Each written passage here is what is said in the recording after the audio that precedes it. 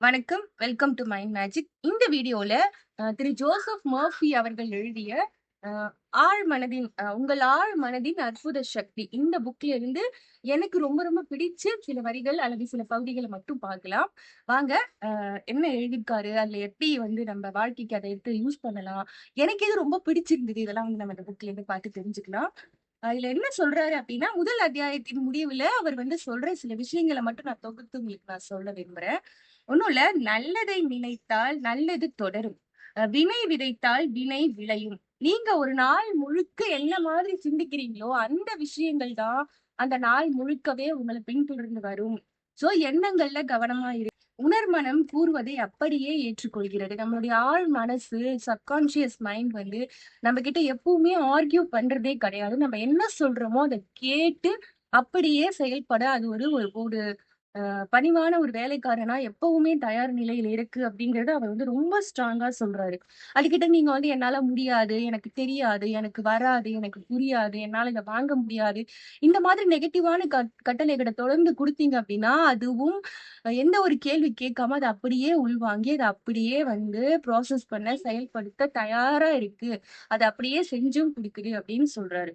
So, அ உங்ககிட்ட வந்து அந்த ஆரோக்கியம், நல்லது, அ செல்வ செழிப்பு, கற்றல் திறன் இது எல்லாமே இருக்கு. நீங்க வந்து அந்த தேர்வு செய்யற உரிமையும் உங்ககிட்ட தான் இருக்கு. நீங்க வந்து சூஸ் பண்ணணும். அதாவது இப்ப வந்து ஒரு படம் வந்துச்சு இல்லையா? ஆண் பாவம் பொல்லாதது. அதுல அந்த ஹீரோயின் சொல்லிட்டே இருப்பாங்கல்ல, "it's my choice, it's my choice." அது ரொம்ப ரொம்ப உண்மை.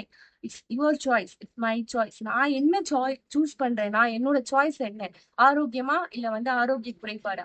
செல்வ செழிப்பா? அபரிமிதமா? இல்லது நான் வந்து ஒரு வறுமை நிலையில இருக்கணும். கடன் வாங்கி கஷ்டப்படணுமா? அப்படிங்கிறத நான் தான் டிசைட் பண்றேன். சோ எல்லாமே என் கையில இருக்கு. அந்த தேர்வு செய்யற உரிமை நம்ம கையில இருக்கு. சோ கவனமா தேர்வு செய்யணும் அப்படின்னு சொல்றாரு. அடுத்தது பாத்தீங்கன்னா, நம்ம வாசலை காவல் காக்குற ஒரு செக்யூரிட்டி. அவருக்கு தெரியும். யார உள்ள விடணும், யார விடக்கூடாது அப்படின்னு.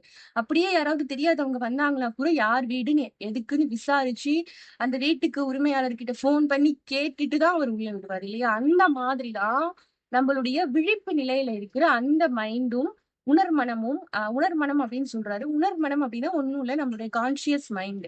நம்மளோட கான்ஷியஸ் மைண்டும், நம்மளும் என்ன பண்ணணும் அப்டின்னா, என்ன மாரி எண்ணங்கள உள்ள விடணும்? எந்த மாரி எண்ணங்கள் நம்மளுடைய எதிர்காலத்துக்கு, வாழ்க்கைக்கு ஆரோக்கியமா இருக்கும்? அப்டிங்கிறத நல்லா தெரிஞ்சு, உணர்வு பூர்வமா உணர்ந்து, அத வந்து பொறுமையா ஆலோசனை பண்ணி தான் நம்ம மனசுக்குள்ள அனுமதிக்கணும். ஆழ் மனசுக்குள்ள அனுமதிக்கணும். அப்டிங்கிறதையும் அவர் ரொம்ப ரொம்ப தெளிவா சொல்றாரு. அத வந்து நீங்க வந்து எப்படி வந்து தேர்வு செய்யணும் அப்டின்னா, ரொம்ப நிதானமா, சந்தோஷமான, செல்வ செழிப்பு மிக்க, ஆரோக்கியமான உங்கள் வாழ்க்கையை முன்னேற்றக்கூடிய எண்ணங்களை நிதானமாக உட்கார்ந்து தேர்வு செய்து அனுமதியுங்கள் அப்படின்னு சொல்றாரு. அடுத்தது பார்த்தீங்கன்னா வந்து, உங்க மனசுக்கு நீங்க என்ன மாரி சஜஷன்ஸ் குடுக்குறீங்க?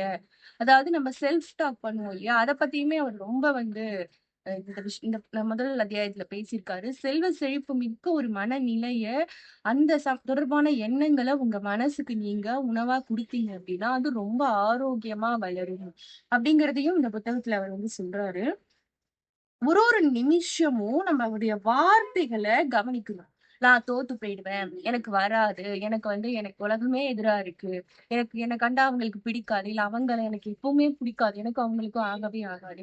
இந்த மாதிரியான ஒரு சில விஷயங்கள நம்ம அடிக்கடி தொடர்ந்து எல்லாத்துக்குமே சொல்லிக்கிட்டு இருப்போம். அது ரிலேஷன்ஷிப்காக இருக்கட்டும், இல்ல வேலைக்காக இருக்கட்டும், இல்ல வந்து ஒரு படிப்பு விஷயத்துல வரட்டும். எனக்கு மேத்ஸ் வரவே வராதுங்க. பிசிக்ஸ் வரவே வராதுங்க. சயின்ஸ் கண்டாலே எனக்கு அலர்ஜி. இப்படி நம்ம சொல்லி சொல்லி நம்மளுடைய ஆழ்மனம் அத வந்து என்ன பண்ணும், ஒரு கட்டளையா வாங்கி அப்படியே ஸ்டோர் பண்ணி வச்சுக்கும். சயின்ஸ் அப்படின்னாலே அது வராதுன்னு அது முடிவு பண்ணி, அது இயங்க ஆரம்பிச்சுரும். அதுக்கு மாறா என்ன பண்ணணும், சயின்ஸ் நான் இப்ப படிக்க ஆரம்பிச்சிருக்கேன், கத்துக்கிட்டு இருக்கேன். இந்த மாதிரியான வாக்கியங்கள நம்ம பயன்படுத்த நம்மளுடைய ஆழ் மனமும் அத வந்து வாங்கி ஸ்டோர் பண்ணி அத ப்ராசஸ் பண்ண ஆரம்பிக்கும். அதனால அவர் ஜோசப் மர்ஃபி என்ன சொல்றாரு அப்படின்னா, தொடர்ந்து நம்ம என்ன மாரி வாக்கியங்கள பயன்படுத்துறோம். அதாவது நம்ம கிட்ட நம்ம என்ன மாரி வாக்கியங்கள பேசுறோம். நம்ம மனசுக்குள்ள என்ன மாரி எண்ணங்கள எழுப்புறோம் அப்படிங்கிறதுல ரொம்ப கவனமா இருக்கணும் அப்படின்னு சொல்றாரு. அ நம்மளுடைய உள் மனசு வந்து கெட்டதும் இல்ல, நல்லதும் இல்ல. அது வந்து எதுவுமே தெரியாத ஒரு மண்ணு மாரி இருக்கு, சாயில் மாரி இருக்கு, லிக்விட் ஃபார்ம்ல இருக்கு. நம்ம என்ன அதுக்கு உருவம் குடுக்குறோமோ, அதுக்கேத்த மாதிரி மாறிக்கும். நம்ம வந்து நான் சக்தி வாய்ந்தவன், நான் செல்வ செழிப்பில் மிக்கவன், நான் வந்து ஒரு புத்திசாலி, என்னால எல்லாம் முடியும், என்கிட்ட எல்லாமே இருக்கு அப்படிங்கிற ஒரு எண்ணத்த திருப்பி திருப்பி அதுகிட்ட சொன்னோம்னா, அது அதுபடி மாறிடும். நான் வந்து என்ன ரொம்ப மோசமானவன், என்ன தாழ்த்திக்கிட்டு நான் வந்து அதுகிட்ட பேசினேன் அப்படின்னா, அதுவும் அதே மாரி கீழ போயிடும் அப்படின்றது அவர் ரொம்ப தெளிவா வந்து இந்த அத்தியாயத்துல ரொம்ப ஸ்ட்ராங்கா அதனால நம்ம என்ன பண்ணணும் அப்படின்னா, எப்பவுமே நம்மளுடைய ஆழ் மனசுகிட்ட என்னால முடியாது, வராது, தெரியாதுங்கிற விஷயத்த சொல்லவே கூடாது. எனக்கு இது கத்துக்கிறதுக்கு இன்ட்ரெஸ்ட் இருக்கு. சோ, அதுக்கான ஒரு நல்ல வழிய நான் தேடிக்கிட்டு இருக்கேன். அல்லது நல்ல ஒரு டீச்சர நான் தேடிக்கிட்டு இருக்கேன். கண்டிப்பா இது ஒரு இன்னைக்கு நான் வந்து இதுக்கு உண்டான ஒரு மார்க்கத்த, வழிய கண்டுபிடிச்சுருவேன். இந்த மாரி நீங்க பேச ஆரம்பிச்சீங்க அப்படின்னா, கண்டிப்பா தெரியாத விஷயங்கள் கூட, புரியாத விஷயங்கள் கூட நமக்கு தெரிய ஆரம்பிக்கும். புரிய ஆரம்பிக்கும். அட்லீஸ்ட் அது நல்லா தெரிஞ்ச ஒரு பெர்சன நம்ம மீட் பண்ணலாம். ஒரு நம்ம ஃப்ரெண்ட்ஸ்ல யாரோ ஒருத்தருக்கு அத பத்தி நல்லா தெரிஞ்சிருக்கலாம். அவங்க வந்து நம்ம கிட்ட வந்து அத பத்தி பேச ஆரம்பிக்கலாம். இல்ல அது தொடர்பா ஏதாவது ஒரு வீடியோவோ, இல்ல வேற ஏதாவது ஒரு புக்ஸோ, ஒரு கோர்ஸோ உங்களுக்கு கிடைக்கலாம். சோ அந்த மாதிரியும் கூட இந்த யுனிவர்ஸ் அல்லது உங்களுடைய ஆழ் மனம் உங்களுக்கு வந்து உதவி செய்யலாம். அப்படிங்கிறதையும் அவர் ஸ்ட்ராங்கா வந்து இந்த அத்தியாயத்துல சொல்றாரு. அடுத்தது பார்த்தீங்கன்னா, உங்க வாழ்க்கைய வந்து நீங்க எந்த கோணத்துல பார்க்குறீங்க அப்படிங்கிறதும் வந்து ரொம்ப முக்கியங்கிறாரு. நம்ம எப்பவுமே வந்து வறுமையோட, ஒரு தரித்திர புத்தியோட, ஒரு ஒரு கஞ்சத்தனத்தோட இருந்தோம் அப்படின்னா, அதுதான் வாழ்க்கையில தொடர்ந்து ரிப்பீட் ஆயிட்டு இருக்கும். அதனால நம்ம வந்து அதுலேருந்து விட்டுட்டு நம்ம இன்னைக்கு வறுமையில இருக்கலாம். இது வந்து நிரந்தரம் கிடையாது. வாழ்நாள் முழுவதுக்குமான மேப் கிடையாது இது. இது அதுக்கான ஒரு ப்ளூ பிரிண்ட் கிடையாது. இன்னைக்கு நம்ம இப்படி இருக்கோம். சோ, நம்ம இத அடுத்த லெவலுக்கு நம்ம முன்னேறதுக்கு உண்டான எல்லா ப்ராசஸையும் நான் பண்ணிட்டு இருக்கேன். நீங்க பண்ணலனாலும் அப்படி சொல்லுங்க அப்படிங்கிறாரு. ஏன் அப்படின்னா, நானுமே அத வந்து நெறைய தடவ பிராக்டிஸ் பண்ணியிருக்கேன். ஒரு 15, 20 வருஷத்துக்கு முன்னாடி நான் இருந்ததுக்கும், இப்ப நான் இருக்கிறதுக்குமான அந்த ஒரு இத நான் வந்து யோசிச்சு பார்க்கிறேன். அந்த வார்த்தைகள் எனக்குள்ள எவ்வளவு பெரிய தாக்கத்த உண்டாக்கியிருக்கு அப்படிங்கிறத நான் உணர்ந்து இந்த ஒரு விஷயத்த வந்து நான் உங்களுக்கு ஷேர் பண்றேன். சோ நீங்களுமே உணர்வு பூர்வமா நீங்க இப்ப எப்படி இருந்தாலும் அத பத்தி யோசிக்காதீங்க. இனிமே எப்படி இருக்கணும்ங்கிறத யோசிங்க. இன்னைக்கு நீங்க இருக்கீங்க அப்படின்னா, இந்த நிலைமை இன்னைக்கு நீங்க யோசிச்சு காலையில யோசிச்சு இன்னைக்கு வரல. இது வந்து ஒரு 4 வருஷத்துக்கு முன்னாடி, 3 வருஷத்துக்கு முன்னாடி, 2 வருஷத்துக்கு முன்னாடி நீங்க யோசிச்சிருப்பீங்க. நீங்களா இருந்தவர். இப்ப இருக்கிற நீங்க, நீங்களா இருந்தவர். நாளைக்கு நீங்க எப்படி இருக்கணும்ங்கிறத இன்னைக்கு யோசிங்க. அதுவும் எப்படிப்பட்ட மனநிலையிலிருந்து செல்வ செழிப்பான மனநிலையிலிருந்து யோசிங்க அப்படின்னு சொல்றாரு ஜோசப் மர்ஃபி.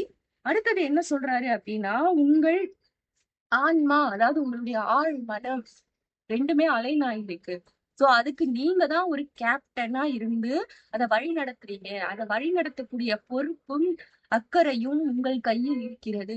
சோ, நீங்க கவனமா ஒவ்வொரு நிமிடமும் ரொம்ப பொறுப்புணர்வோட அந்த ஆழ் மனச வழிநடத்துனீங்க அப்படின்னா, அது உங்களை எங்கு கொண்டு போய் சேர்க்குமோ, அங்கு சிறப்பாக சேர்த்துரும் அப்படின்னு சொல்றாரு. சோ, உங்கள் மனசுக்குள்ள ஏற்படுற எண்ணங்கள் மீது நீங்கள் கவனமா இருந்தீங்க அப்படின்னாலே, உங்க வாழ்க்கையில் மிகப்பெரிய மாற்றம் உண்டாகும். அப்படிங்கிறத இந்த புத்தகத்துல, அதாவது இந்த முதல் அத்தியாயத்துல இந்த புத்தகத்துல அவர் வந்து ரொம்ப தெளிவா எடுத்து சொல்லியிருக்காரு. தொடர்ந்து நான் இந்த புத்தகத்த படிக்கிறேன். எனக்கு அப்பப்ப ஏற்படுற என்னுடைய எக்ஸ்பீரியன்ஸ், அப்புறம் இந்த புத்தகம் தொடர்பா என்னுடைய கருத்துக்கள், அப்புறம் என்னுடைய சாராம்சம் எல்லாத்தையும் ஒரு சம்மரி உங்களுக்கு அப்பப்ப வந்து நான் அப்டேட் பண்றேன். தேங்க்ப்பா உங்களுக்கு யூஸ்ஃபுல்லா இருந்திருக்கும்னு நான் நம்புறேன். சோ, நீங்களும் அப்படி நினைச்சீங்கன்னா, இந்த வீடியோவுக்கு ஒரு லைக் குடுத்துருங்க. உங்களோட கருத்துக்கள எனக்கு கமெண்ட்ல ஷேர் பண்ணிக்கோங்க. இந்த வீடியோவையும் உங்களுடைய நண்பர்களுக்கும், உறவினர்களுக்கும் ஷேர் பண்ணி விடுங்க. நம்மளோட மைண்ட் மேஜிக் சேனலோட அப்டேட்ஸ தொடர்ந்து தெரிஞ்சுக்க சேனல சப்ஸ்கிரைப் பண்ணிக்கோங்க. இன்னொரு ஒரு நல்ல ஒரு வீடியோல உங்கள சந்திக்கிறேன். நன்றி.